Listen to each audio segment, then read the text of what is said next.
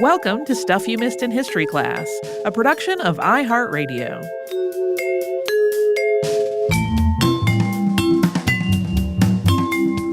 Hello and happy Friday. I'm Tracy V. Wilson. And I'm Holly Fry.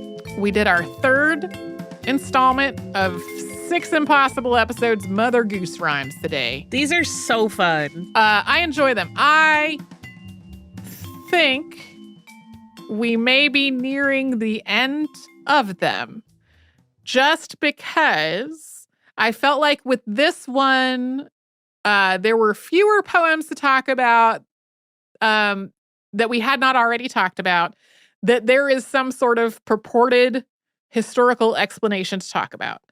And also, I felt like the purported historical explanations being offered, there was like even less backup than in earlier. It just feels like we may be coming to a natural end of this particular series. One question that people have asked the last couple times we've done this, or / suggestion, is that we do one that is about like not English language nursery rhymes. And in particular, wouldn't it be nice to have one that was like not even about languages from Europe nursery rhymes? And while I agree that is a cool idea, the thing that makes these episodes possible is having been so steeped in all of these poems since before I could read that they are there in my mind immediately. And that is not trying to, like, number one, find nursery rhymes to talk about for a language that we don't speak. And then to be able to, like, get to the possible cultural context of them for a culture we're not part of. Like, that is just so far from our experience and knowledge that I don't think it's really gonna work out for this show. Yeah, I feel like that's the kind of thing you get a grant for and you go take 6 or 8 months to do. Yeah, that would, yeah. Which would be amazing, but like not really plausible on a weekly episode show. Yeah. We people know this if they listen to us all the time. We do 2 new episodes of the show each week, with each of us writing one, which means we can't take 6 months to research something or totally get the foundational knowledge for something that is like so far outside of our experience, which is a frustration sometimes. Yes. Like, sometimes I wish I could just like magically have all of the knowledge to talk about something that's totally outside the realm of anything we have ever covered before. But that can be just not feasible in the time that's allowed, which is why sometimes we have authors on the show who have different knowledge and experience than we do. Yes. But then that requires preparation a whole different other way. Two things came up in this research that caused me to question whether maybe I had accidentally fallen into some kind of alternate universe in sort of like a Berenstein Bears situation. Tommy Thumb's Pretty Songbook. Yes. I have 100% for sure called it Tom Thumb's Pretty Songbook in previous episodes. And I thought that was the name of it. I thought it was Tom Thumb's Pretty Songbook. And the first time I saw Tommy Thumb's Pretty Songbook when doing research for this, I was like, is that right?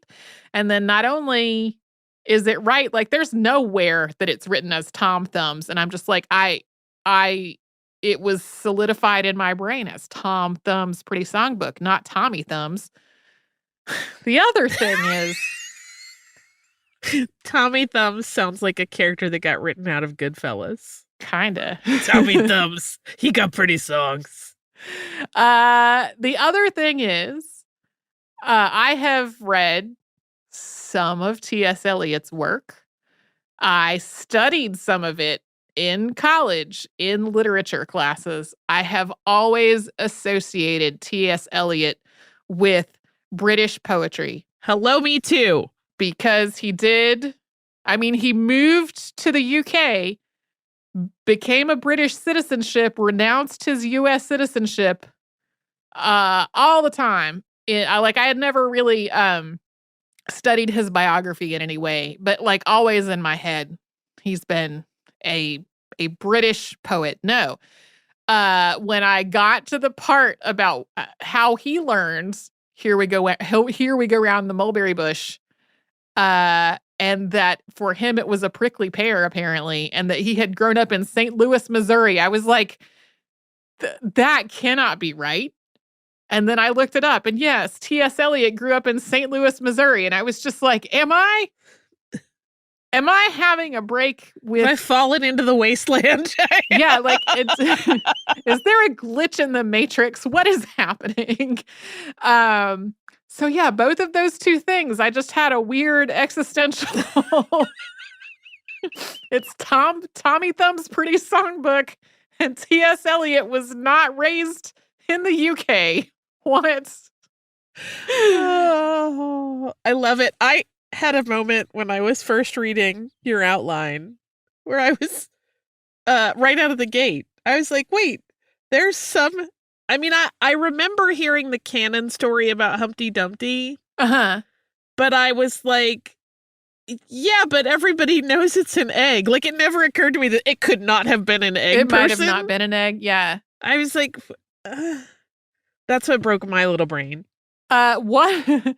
I don't remember which bit of research it was that I was reading, but they were talking about Humpty Dumpty, and they were talking about how this only really makes sense as a riddle if there's a reason for an egg to be on a wall in the first place. Like, why is the egg on the wall?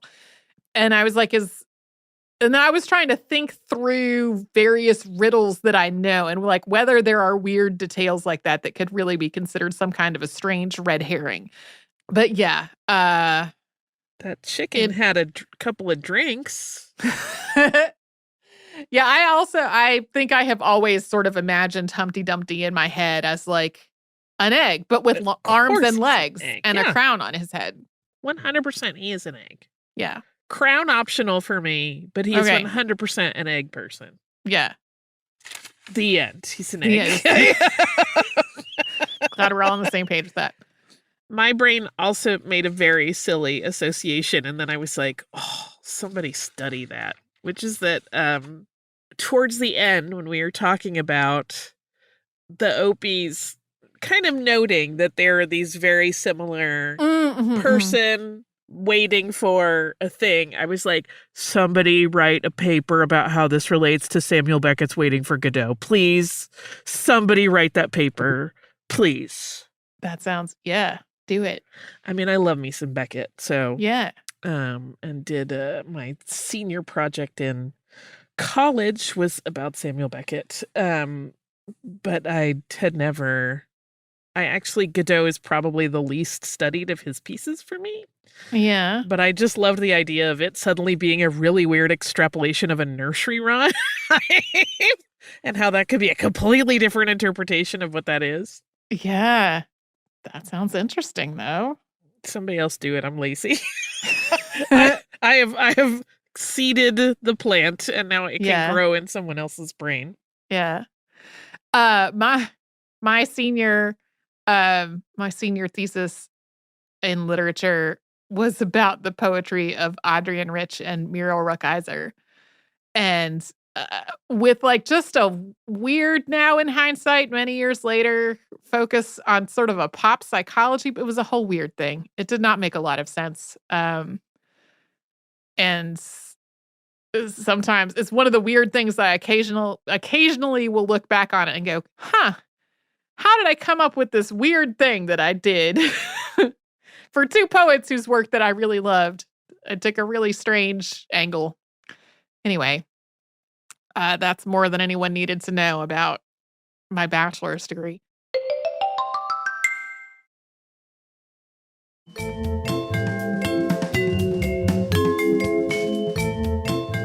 We talked about the Chicken of Tomorrow contest this week, as well as a lot of background about chickens in general. Yeah. This gave me many flashbacks because my parents used to raise chickens when I was a kid. We did not raise chickens ourselves, but we had neighbors who raised chickens. We had chickens. A lot of chickens. I don't mean like we had 4 chickens. I mean, we had hundreds of chickens. Oh, wow. That's a lot. It was a lot. We had a little like mini farm situation going on, and I will tell you what might be the most disturbing fact about me, Okay.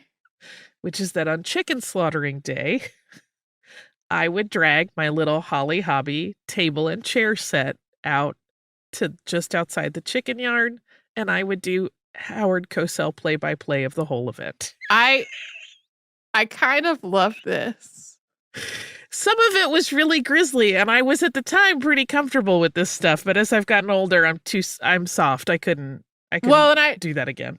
one of the things as I was researching this, while a lot of what I was focused on was like what actually happened with this contest and like the historical context for the contest. Of course, there were many things that I also read as part of this that were more written from an animal rights perspective more recently, that were about in one way or another the state of chicken farming today. And one of the arguments that I saw somebody make was that if a person wants to eat animal meat in any way, they should be required to like participate in the raising and slaughtering process to see what it's actually like. And your anecdote just reminded me of that. Yeah, I mean, I know what it's actually like. I know every time we say we love animals on the show, someone writes to us to say, but you're not vegan and you might be a monster. And I'm like, but I have participated and I have seen humane farms versus inhumane farms. Like I have also done trips to industrial slaughterhouses and they're horrifying and haunt me. Right. Which is why I try to always source anything I eat from not that. Most of the meat that we eat in our household, we are getting directly from a farmer. We have a meat share. It was specifically a poultry share for a couple of years. And then the farmer that we were working with decided they needed to kind of retool what they were, like how their chicken process was working. And they had a couple of unfortunate, that time, this is a sad story. You might want to like skip ahead maybe 30 seconds if you're going to be really bummed out by a sad story about chickens. During that time in the early pandemic months when there was just a total backlog at the postal service and mail was delayed by a really long time, they had whole shipments of chickens that didn't arrive on time and were dead when they got there. Yeah. And of course that was like upsetting and horrifying to everybody involved. But we know that this farmer is working with all of their animals in like a respectful way. In addition to feeling like we are getting, we're supporting a farmer who is taking these steps and who is trying to be thoughtful and compassionate in how they raise and care for these animals. The variety of the eggs that we get from them delights me because it's not like from the grocery store most of the time where you open the box and it's like a dozen identical eggs. Yeah. They are different colors and different sizes and different. I love them. It's great. So anyway, I know that for a lot of folks, like that is not enough and they do not want to eat any animal product at all. And I respect that decision. At my house, it is more, we try to get all of our meat from like sources that are working as humanely as possible and also to eat less meat. Like the majority of my meals don't actually include any meat. So meat is mostly a dinner food at my house for me and not the rest of the meal's food. Yeah, I mean, I will say this too. As meatless options have become more varied and more delectable, like it's so much easier to cut back on eating meat. I remember a time when one of my dearest friends was traveling with me to theme parks I love very much and was vegetarian. And at one point she looked at me and said, I cannot eat another roasted vegetable flatbread. Yeah. And now that is not really a problem because everywhere has something yummy and delicious that is a true, actual, like, right entree option that is not just I don't know, what can we throw together that does not include these things? I think I've told this story on the show before, but I'm going to tell it again. I know there are cuisines all over the world that are rich in plant-based options. Like, I'm aware of this, but growing up in Northwest North Carolina in the 1980s and 90s, there were not a lot of options. And so when I stopped eating meat in high school, there were Chinese restaurants that we could go to that had like a vegetable. It was just like vegetables in a sauce with rice. That was an option. But there was this one restaurant called Rainbow News and Cafe, which was a restaurant/bookstore. And they had, as I recall, two vegetarian options on the menu. And that was a big, big deal. Like, it was the only like specifically vegetarian thing on any restaurant in the area that I knew of. One of the things was a vegetarian chili, which would have been more accurately described as a vegetable stew. It bore no resemblance to chili of any sort. And then the other thing was a barbecue tofu sandwich, which was like a bun with the fixins that you would expect on a burger with just a slab of tofu that had been sort of slathered in barbecue sauce.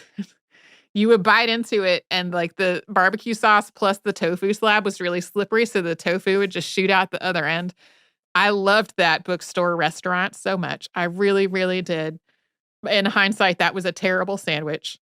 And so, But it gave you an option, which is probably why it felt amazing. yes, there was also my standard of Caesar salad and French fries from McDonald's, not understanding that Caesar salad dressing had anchovies in it, and not knowing that at that time, McDonald's is using beef flavoring in their French fries. I don't know if that's still the case, because I remember when like that became news, there was beef flavor in the McDonald's French fries, and vegetarians were horrified. So anyway, so glad there are so many more options now, and so many more options at the regular grocery store. I know there's a lot to think about in terms of like foods like quinoa and how the communities that have raised quinoa are being in a lot of ways disadvantaged by like the popularity of foods like quinoa among Americans. Like, that's a whole other thing, but it's really hard. The ethics of food and what you consume and what you're comfortable with. One, I mean, I think it's very individual in terms of where anybody's going to sit, but also there are so many layers, right? Where it's like, okay, but like this solution solves this problem, but oh wait, it has its own mess of yuckiness and problem that we haven't thought about yet. But if we fix that, then another thing will. It's like whack-a-mole of trying to do the right thing, and it's hard. yeah, there's also just the totally converse part of like indigenous peoples that live in the very far north have historically had a very like meat-based diet. And I've seen a lot of people talking about being like judged and vilified for continuing to eat foods that are part of their like traditional foodways. And it's like but I can't just like grow a bunch of wheat here. Right. The ground is frozen. Like there's a lot to think about. And a lot of times I think people try to offer very easy solutions, and those very easy solutions have a lot of complexities that are not really evident until you really start thinking about stuff. I didn't know until researching this that broiler like commercially farmed broiler chickens, these hybrids that have been developed today, they are so big and they grow so fast and they convert their feed into meat so efficiently that they can't live outside of this environment, and they probably wouldn't live long beyond their slaughter date because of the way their bodies develop. I didn't know any of that at all, and that was more surprising to me than the fact that a grocery store and the USDA teamed up to have a contest, which was the thing that had sparked my attention in the first place. Whatever's coming up for you this weekend, hope it's great.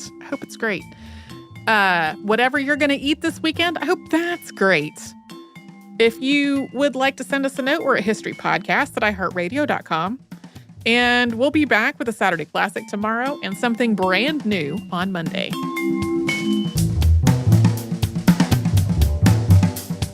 Stuff You Missed in History Class is a production of iHeartRadio. For more podcasts from iHeartRadio, visit the iHeartRadio app, Apple Podcasts, or wherever you listen to your favorite shows.